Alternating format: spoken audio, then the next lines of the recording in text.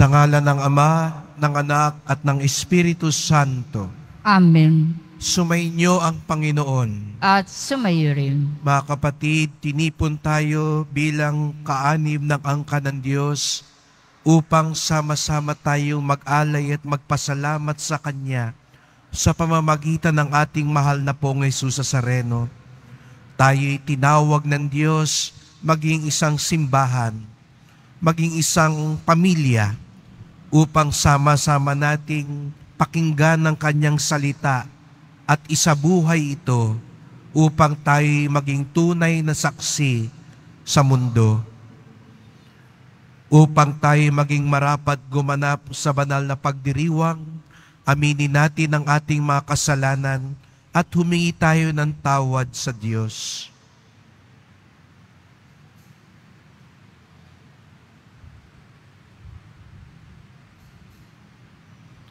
Inaamin ko sa makapangyarihan Diyos At sa inyo mga kapatid, na lupa ako nagkasala sa isip, sa salita at sa gawa, at sa aking pagkukulang.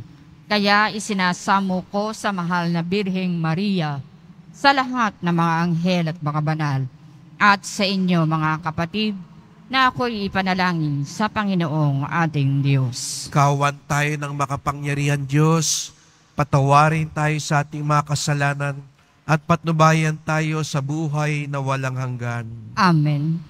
Panginoon, kawan mo kami. Panginoon, kaawaan mo kami. Kristo, kawan mo kami. Kristo, kaawaan mo kami. Panginoon, kawan mo kami. Panginoon, kaawaan mo kami. Papuri sa Diyos sa kaitasan.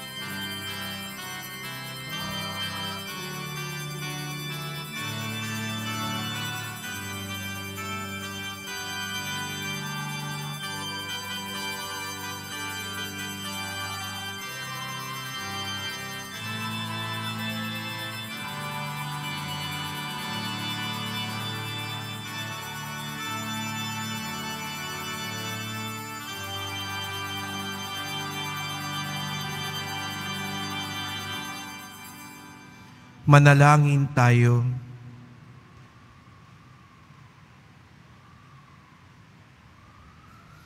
Ama naming makapangyarihan, ipagkaloob mong kami makasamba sa iyo ng may loobing taimtim na totoo, at kami rin naway magmahal sa aming kapwa-tao ng may damdaming ibinubunsod ng iyong Espiritu sa pamamagitan ni Jesucristo kasama ng Espiritu Santo magpasawalang hanggan.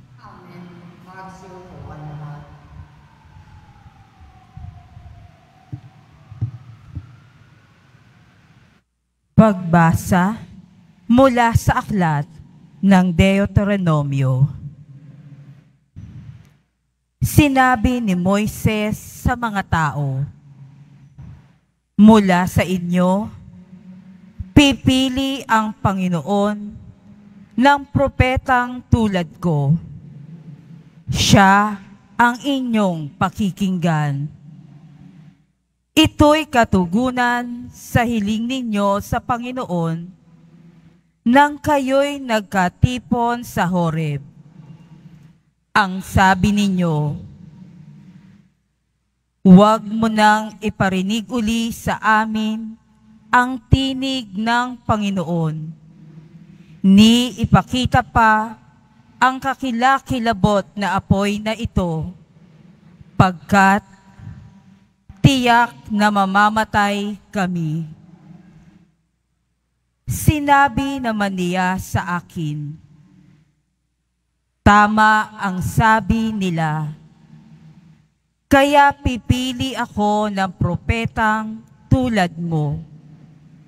Sa kanya ko ipasasabi ang ibig kong sabihin sa kanila. Sino mang hindi makinig sa kanya ay mananagot sa akin. Ngunit tiyak na mamamatay ang propetang mangangahas magsalita sa pangalan ko nang hindi ko pinahihintulutan o magsalita sa pangalan ng alinmang Diyos-Diyosan." Ang salita ng Diyos. Salamat sa Diyos. Panginooy inyong dinggin, huwag niyo siyang salungatin. Panginooy inyong dinggin, huwag niyo siyang salungatin. Tayo ay lumapit sa ating Panginoon, siya ay awitan. Ating papurihan ang batong kublihan natin kalakasan. Tayo ay lumapit sa kanyang harapan na may pasalamat. Siya ay purihin ng mga awiting may tuwa at galak. Panginooy inyong dinggin, huwag niyo siyang salungatin. Tayo ay lumapit sa kanya'y sumamba at magbigay galang. Lumuhod sa harap nitong Panginoong sa ati lumalang. Siya ang ating Diyos, tayo ay kalinga niyang mga hirang. Mga tupa tayong inaalagaan. Panginooy inyong dinggin, huwag niyo siyang salungatin. Ang kanyang salita ay ating pakinggan. Iyang inyong puso'y huwag patigasin tulad ng ginawa ng inyong magulang. Nang nasa Meriba, sa ilang ng Masa. Ako ay tinuksot, doon ay sinubok ng inyong magulang. Bagamat nakita ang aking ginawang, silang nakinabang. Panginooy inyong dinggin, huwag niyo siyang salungatin.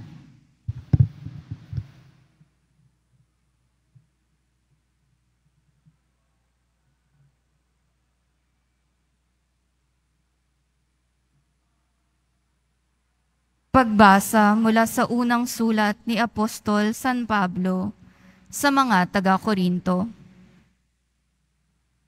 Mga kapatid, ibig ko kayong malayo sa mga alalahanin sa buhay. Ang pinagsusumakitan ng lalaking walang asawa ay ang mga gawain ukol sa Panginoon, sapagkat ibig niyang maging kalugod-lugod sa Panginoon.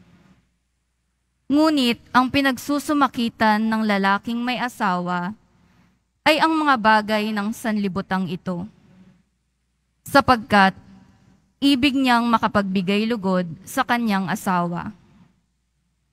Dahil dito'y hati ang kanyang pagmamalasakit. Gayon din naman, ang pinagsisikapan ng dalaga o babaeng walang asawa ay ang mga bagay na ukol sa Panginoon, sapagkat ibig niyang maitalaga ng lubusan ang sarili sa paglilingkod sa Panginoon. Subalit, ang iniintindi ng babaeng may asawa ay ang mga bagay ng sanlibutang ito, sapagkat ibig niyang makapagbigay lugod sa kanyang asawa. Sinasabi ko ito upang tulungan kayo. Hindi ko kayo hinihigpitan. Ang ibig ko'y madala kayo sa maayos na pamumuhay at nang lubusan kayong makapaglingkod sa Panginoon. Ang salita ng Diyos. Salamat sa Diyos. Magsitayo ang lahat.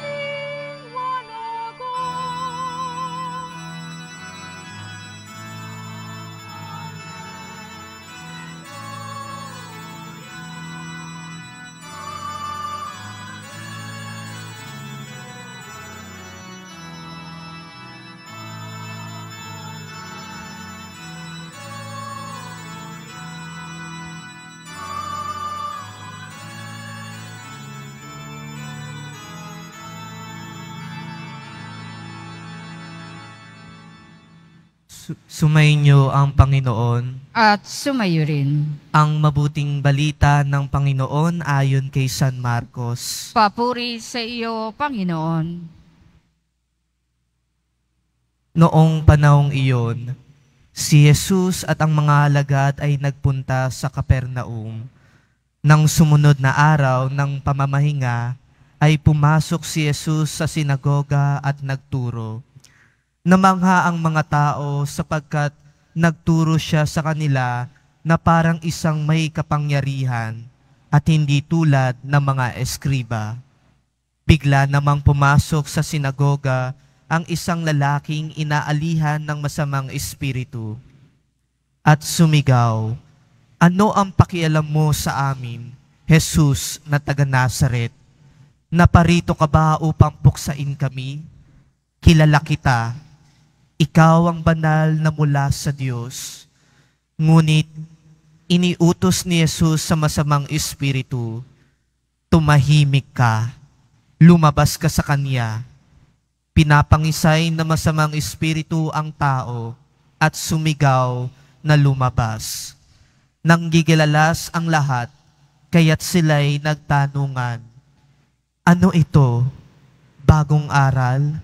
Nauutusan niya pati ang masasamang espiritu at sinusunod naman siya.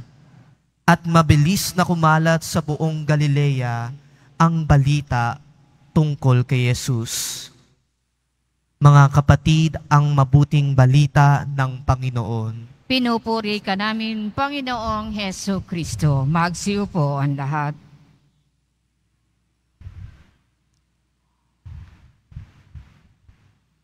Magandang umaga po sa inyong lahat at maligayang pagdating sa tahanan ng ating mahal na pong Jesus Nazareno. Binabati din natin ang mga nasa online, lalo na po mga may sakit, nag-aalaga sa may sakit at mga kababayan, mga katiboto natin mula sa iba't ibang panig ng bansa, daigdig, na nais sumama sa pagdiriwang ng misa dito sa Quiapo, sa Basilica Minor at Pambansang Dambana ni Jesus Nazareno. Araw ng linggo, araw ng Diyos, araw ng simbahan.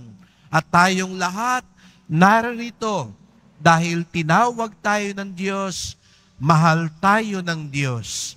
Kaya't bigyan natin ng papuri, parangal at pasasalamat ang ating minamahal na Nuestro Padre Jesus Nazareno.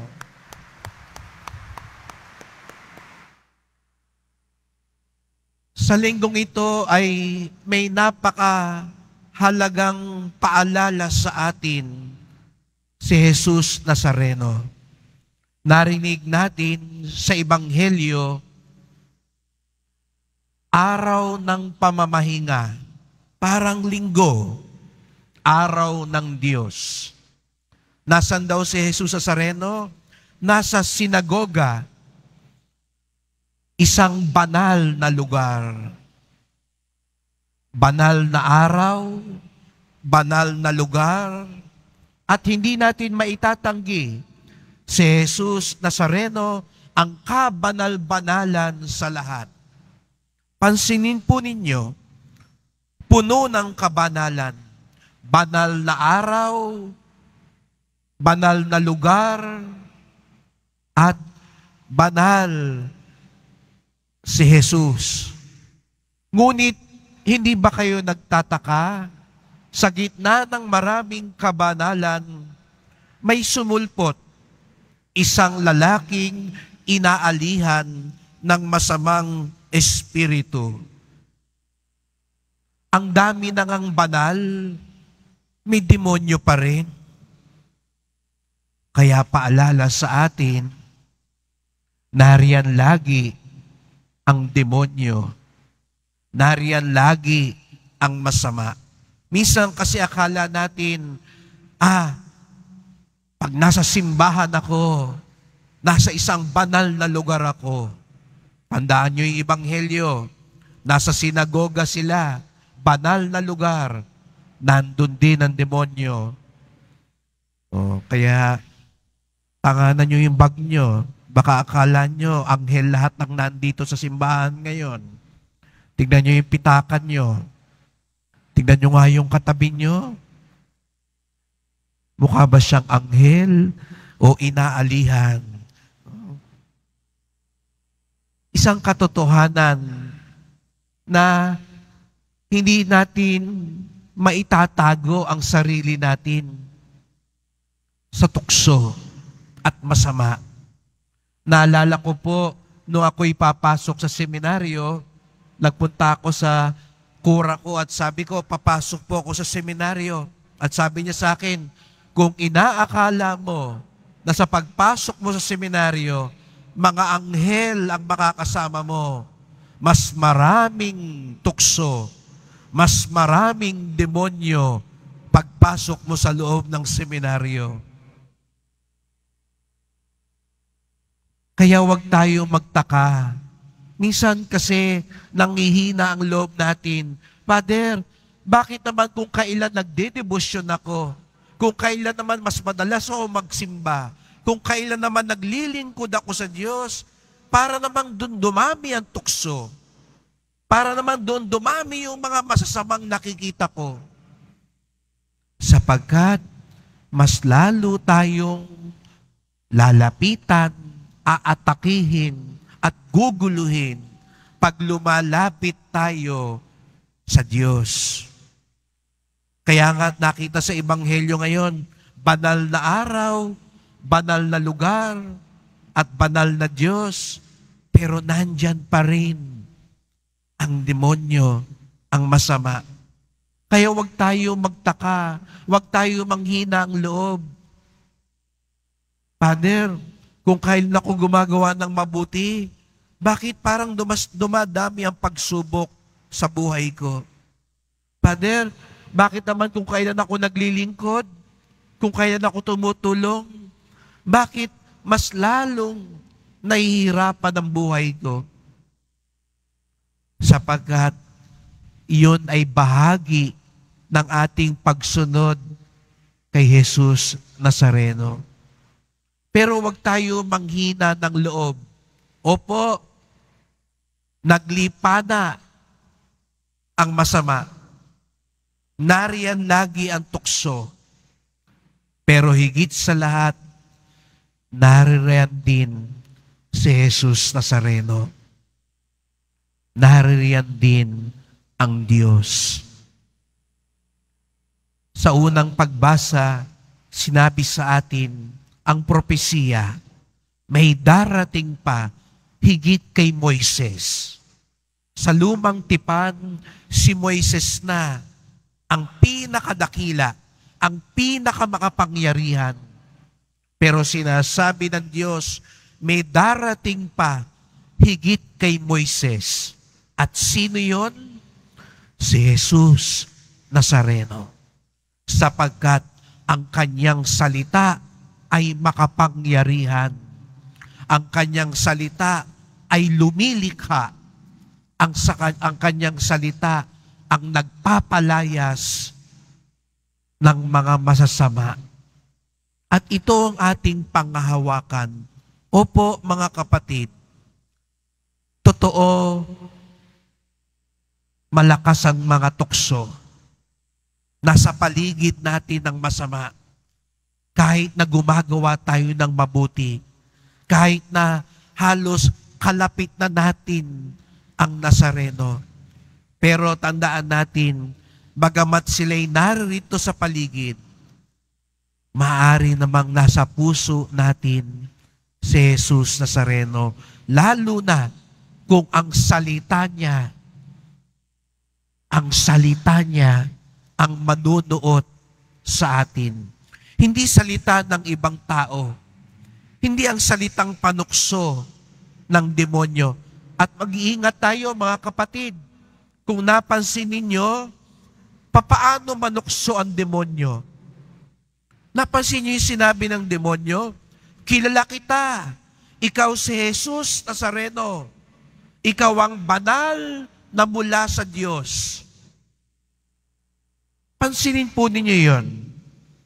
May mali ba sa sinabi ng demonyo? Ikaw si Jesus na taga Nazaret. Ikaw ang banal ng Diyos. Mali po ba yon? Hindi po ba tama yon?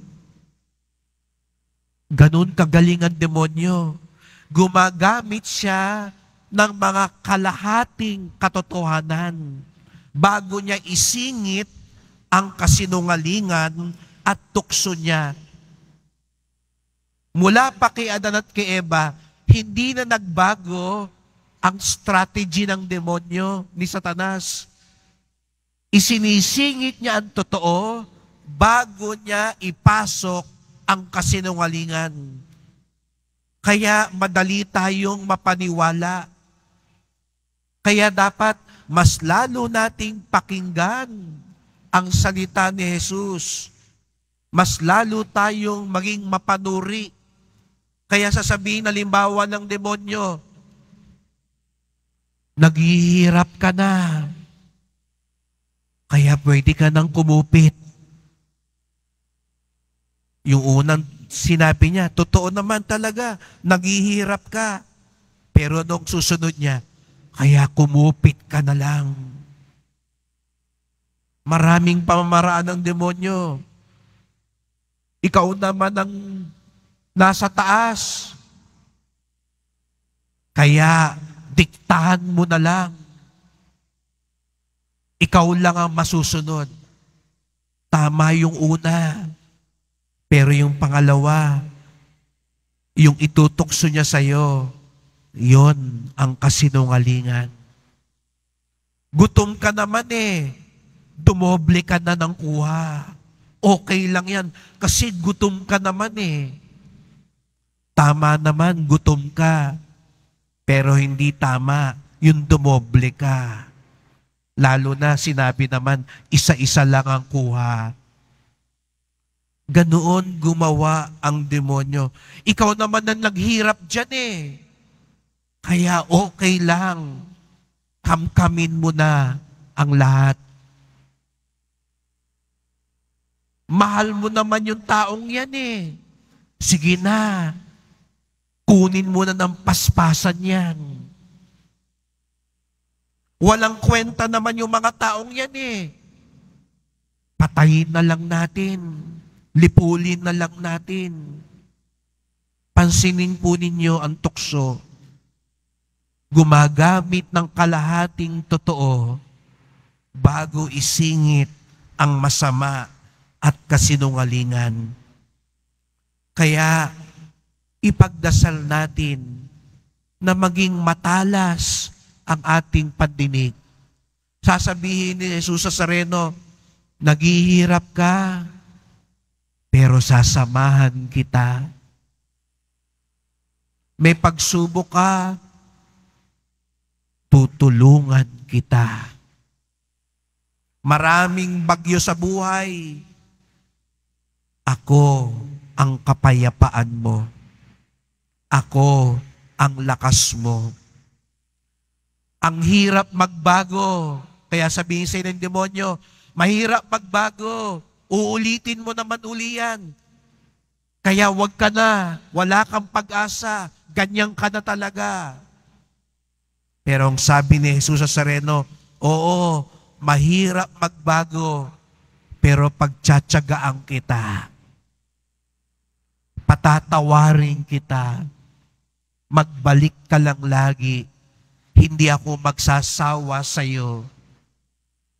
Mga kapatid, maraming pagsubok, maraming tukso, maraming ibinubulong sa atin ang dyablo. Pero mas makapangyarihan, mas tapat, at mas totoo ang salita at biyaya ni Jesus Nazareno. Kaya ka naririto ngayon dahil gusto ni Jesus Nazareno mas makinig ka sa Kanya, mas sumunod ka sa Kanya, sapagkat siya ang tunay na kailangan natin. Kaya't magdasal po tayo. Mahal na pong Jesus Nazareno, ikaw ang aming takbuhan. Ikaw ang aming tunay na kailangan. Kaya't naririto kami.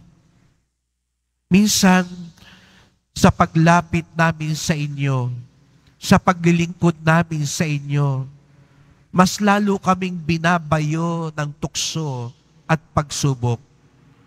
Kaya nga't minsan, pinanghihinaan kami ng loob at napapatanong kami kung may saysay ba talaga ang aming debosyon. Narito kami ngayon sapagkat alam namin wala kaming ibang lalong dapat pagbalingan sa gitna ng tukso at pagsubok kung hindi kayo po, sapagkat mas makapangyarihan ang inyong salita, mas totoo ang inyong salita, mas kayo ang kailangan namin. Kaya't mahal na pong Jesus Nazareno, salamat po at hindi kayo nagsasawa at nauubusan ng pasensya sa amin. Bagamat minsan sa iba kami nakikinig, sa sarili lang namin kami nakikinig. Buksan niyo po lagi ang aming puso para ang iyong pagtawag at ang iyong landas ang aming pakinggan at tahakin. Mahal na pong Jesus Nazareno, kawaan mo po kami, basbasan mo po kami. Amen. Amen.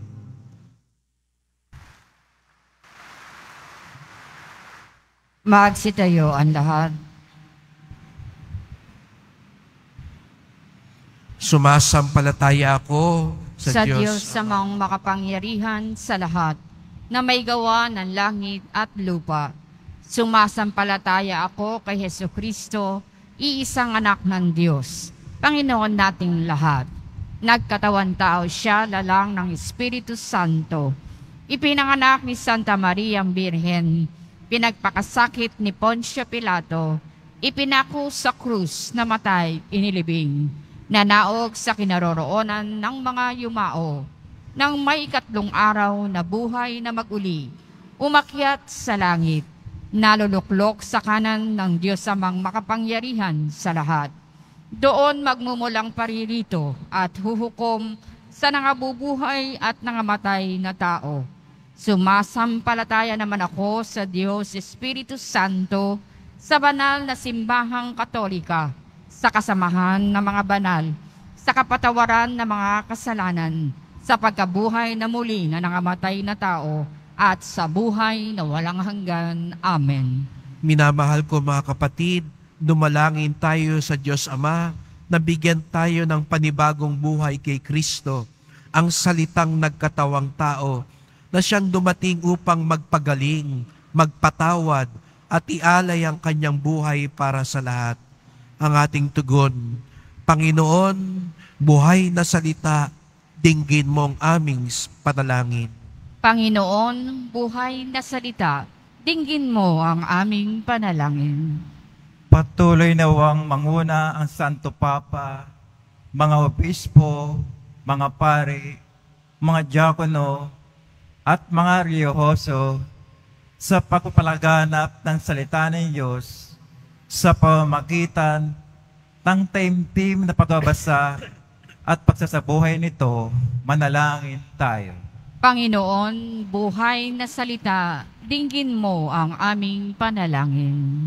Makinig nawa ang mga namumuno sa pamahalaan at sandatahang lakas sa salita ng Diyos at itaguy dito sa kanilang pagtanggol ang buhay ng bawat mamamayan, lalo na mga walang tinig at inaapi.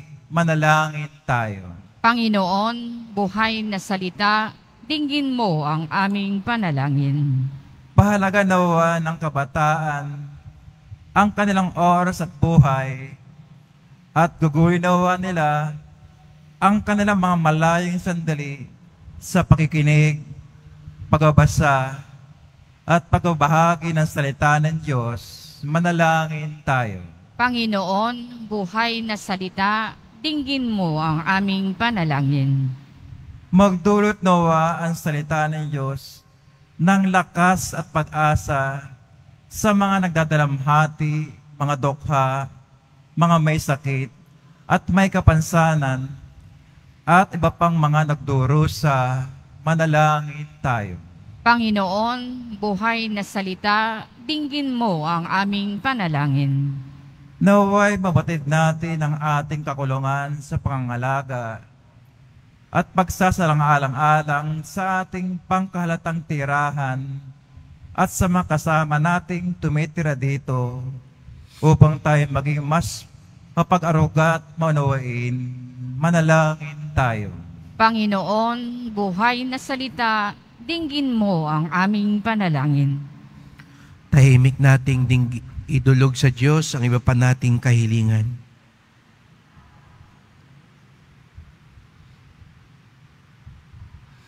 Mapagmahal na Ama, dinggin mo ang iyong bayan.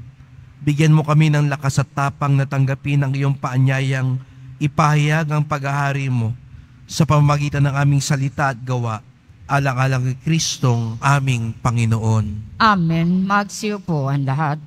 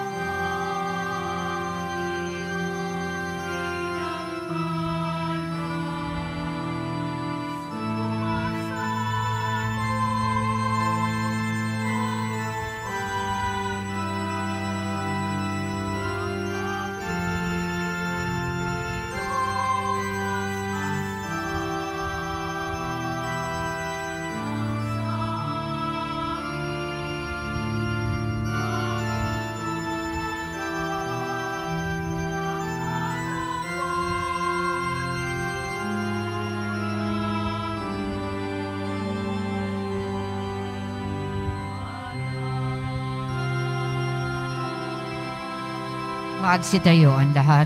Manalangin kayo mga kapatid upang ating paghain ay kalugdan ng Diyos amang makapangyarihan.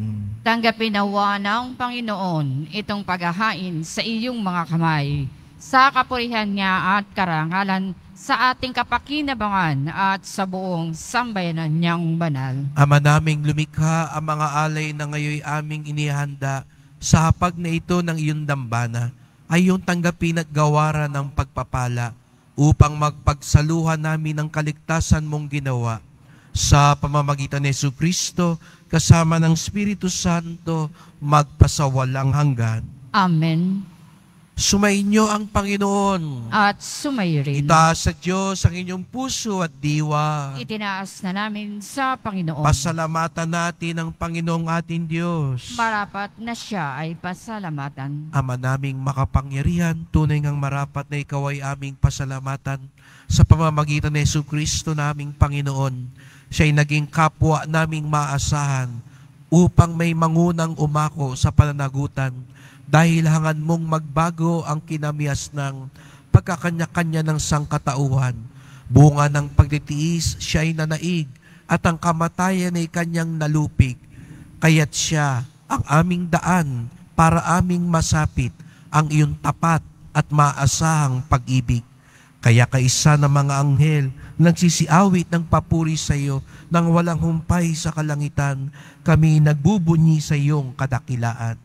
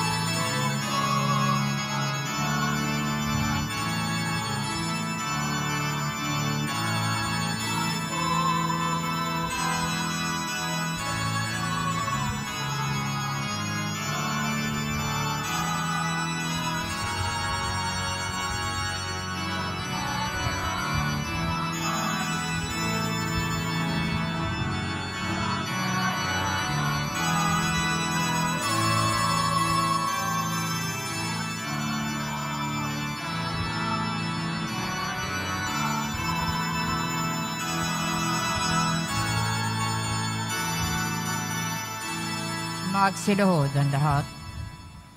Ama naming banal, ikaw ang bukal ng tanang kabanalan, kaya't sa pamamagitan ng iyong Espiritu, gawin mong banal ang mga kaloob na ito, upang para sa amin maging katawan at dugo ng aming Panginoong Jesucristo.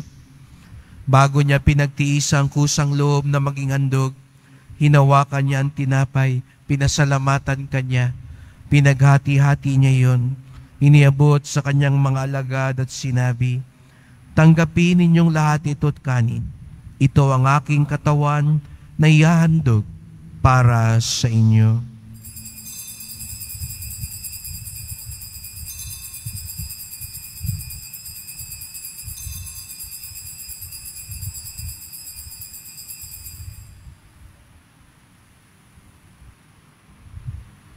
Gayon din naman ang matapos ang hapunan, hinawakan niya ang kalis, muli kanyang pinasalamatan. Iniabot niya ang kalis sa kanyang mga alagad at sinabi, "Tanggapin ninyong lahat ito at inumin. Ito ang kalis ng aking dugo, ng bago't walang hanggang tipan. Ang aking dugo na ibubuhos para sa inyo at para sa lahat sa kapagpapatawad ng mga kasalanan.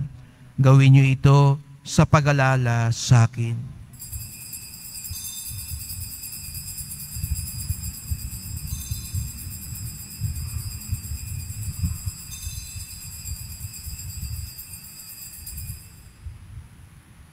Magsitayo ang lahat. Ipagbunyi natin ang misteryo ng pananampalataya.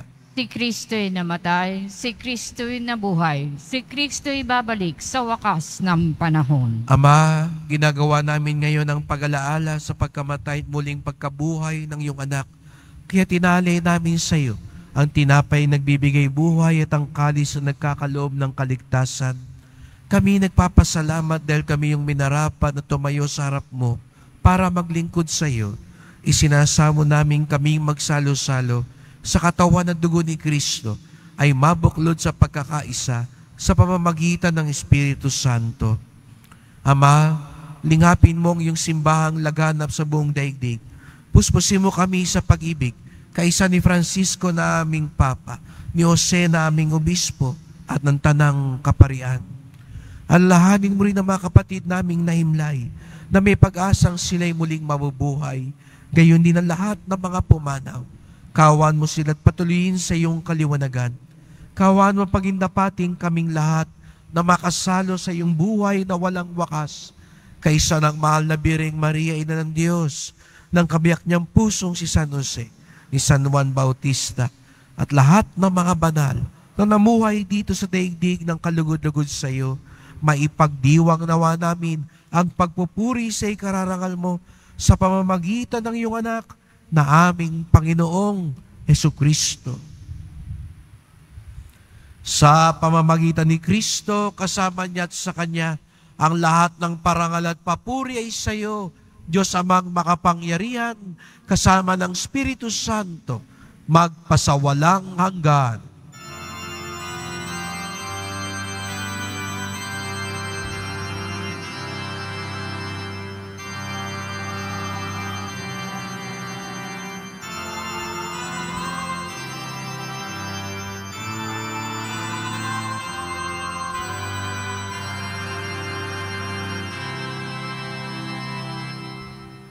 Buong galang at pag-ibig natin ngayong awitin ang Ama namin.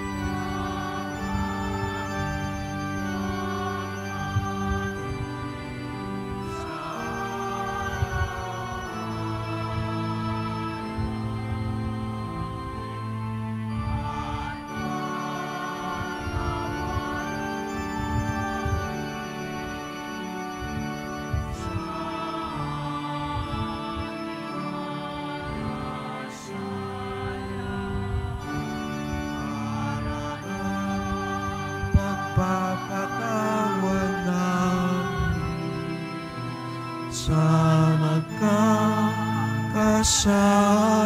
sa at wag mo kami ipahintulot sa lukso at iabot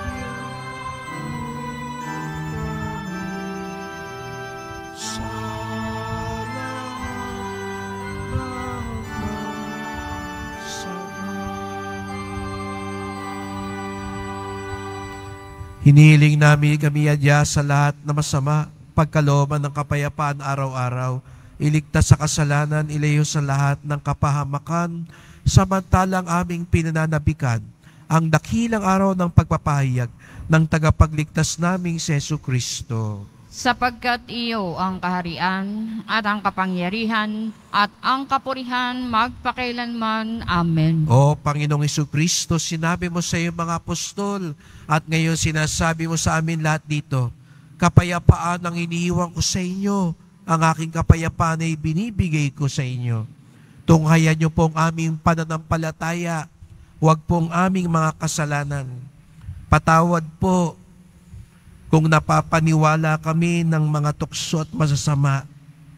Patawad po kung nagdududa kami sa inyong kapangyarihan kapag kami dumadaan sa pagsubok. Linisin niyo po kami, Panginoon.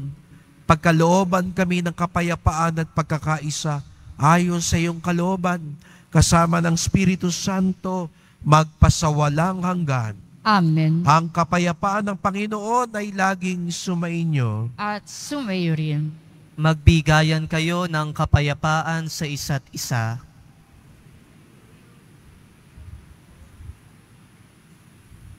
Kordero ng Diyos na nag-aalis ng mga kasalanan ng sanlibutan, maawa ka sa amin. Kordero ng Diyos na nag-aalis ng mga kasalanan ng sanlibutan, maawa ka sa amin. Kordero ng Diyos na nag-aalis ng mga kasalanan ng sanlibutan, ipagkaloob mo sa amin ang kapayapaan. Magsiluhod ang lahat.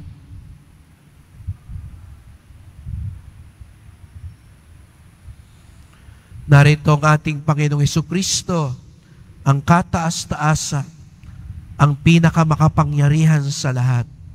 Ang kordero ng Diyos na nag-aalis ng mga kasalanan ng sanlibutan, mapapalad ang inaanyayahan sa kanyang piging. Panginoon, hindi ako karapat-dapat na magpatuloy sa iyo, ngunit sa isang salita mo lamang ay gagaling na ako.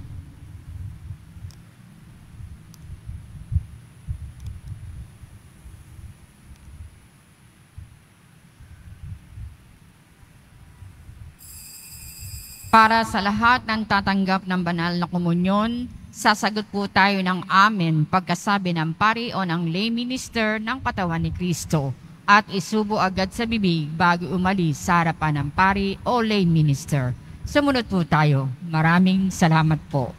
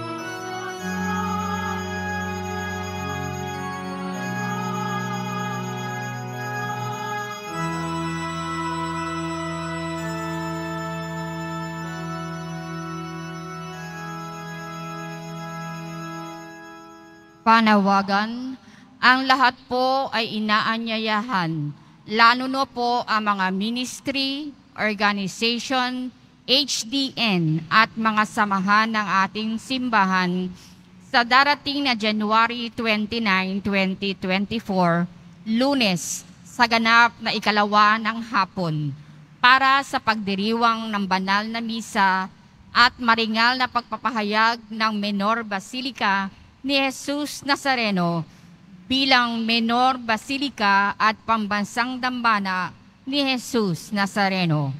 Ang punong tagapagdiwang sa araw na iyon ay ang kanyang kabunian, Jose Fuerte Cardinal Advincula, Arsobispo ng Maynila.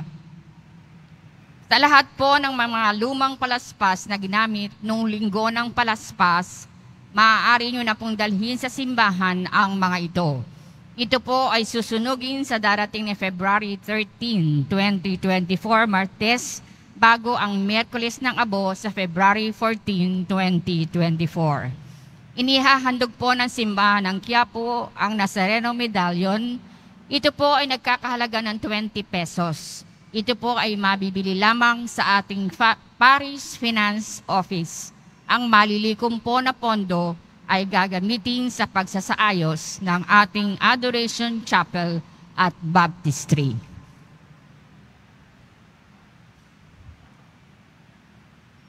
Magsitayo ang lahat. Manalangin tayo. Ama naming mapagmahal, kaming nagsisipakinabang sa piging ng aming kinamtang kaligtasan, ay humihiling ng iyong bigyang kaunlaran sa pananampalatayang wagas kailanman, sa tulong ng panubos na ngayon iyong bigay, sa pamamagitan ni Jesucristo, kasama ng Espiritu Santo, magpasawalang hanggan. Amen. Maraming salamat po sa pagpunta nyo dito sa Quiapo. Ingat po kayo sa pag-uwi. Salamat po sa mga naglingkod sa misa at sa inyong tulong sa simbahan. Mga pamisa, love offerings, online donations, sa mga nagdadala po dito ng bigas, delata, noodles, at iba pang pang-ayuda.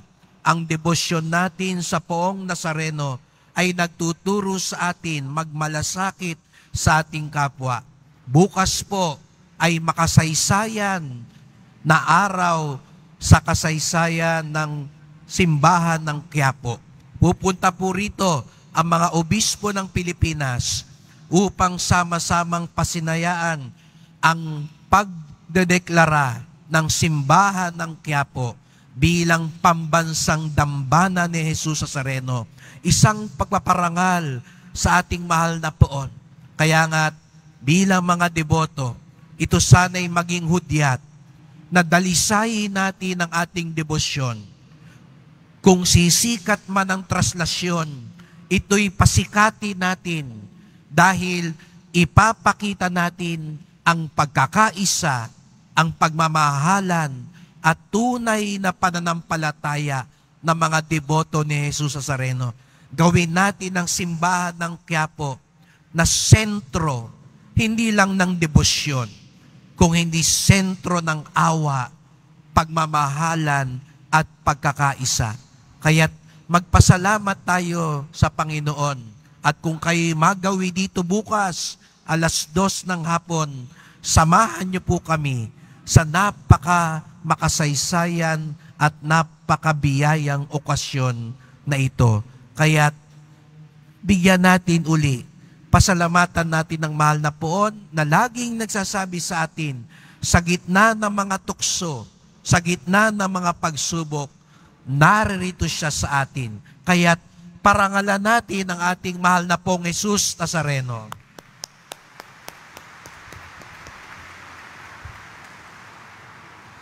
Sumainyo ang Panginoon. At sumayo rin. Mahal na Poong Jesus Nazareno, inihayag mo sa pamamagitan ng krus ang walang maliw na pag-ibig ng Diyos sa sangkatauhan. Pakinggan mo ang kahilingan ng iyong angkan nagsusumamo sa iyo. Makamtanawa nilang yung katugunan na tanggapin ng kasagutan ng may utang na loob na tinatanaw. Basbasan din po ninyo ang dala nilang mga imahen at dasalan sa pamamagitan ng bendisyon na ito, naway maalala nila mga pangako sa binyag na ikaw ang kanilang ibigin at paglilingkuran bilang Panginoon magpasawalang hanggan. Amen. At pagpalain kayong lahat ng makapangyarihang Diyos, Ama at Anak at Espiritu Santo. Amen. Humayo kayong mapayapa, taglay ang pag-ibig ng mahal na pong Jesus Nazareno. Salamat sa Diyos.